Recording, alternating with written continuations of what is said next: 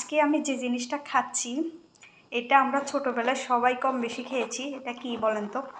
যারা খেয়েছেন, যারা হচ্ছে সরকারি প্রাইমারি স্কুলে পড়ছেন, তারা এই জিনিসটা অবশ্যই খেয়েছেন। কারণ আমরা যখন প্রাইমারি স্কুলে পড়তাম, প্রাইমারি স্কুলে আর কি, তখন হচ্ছে এগুলা আমাদের মাঠে বিক্রি করতো 5 টাকার, 2 টাকার, আমাদের সময় 2 টাকারও বিক্রি করতো, 5 টাকার অনেকগুলা দিত।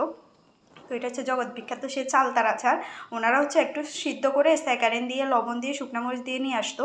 কিন্তু আমি এখানে স্যাকারিন দিই নাই, আমি একটু হলুদ দিয়ে সিদ্ধ করে এরপরে শুকনো মরিচ, চিনি, তারপরে হচ্ছে একটু 5 ফোড়ন মশলা দিছি। ওনারা এত কিছু দিত না, যারা নিয়ে আসতো আর কি। অনেক মজা লাগতো তখন, 2 টাকা নিলেও অনেকগুলো দিত, কাগজের ভিতরে দিত।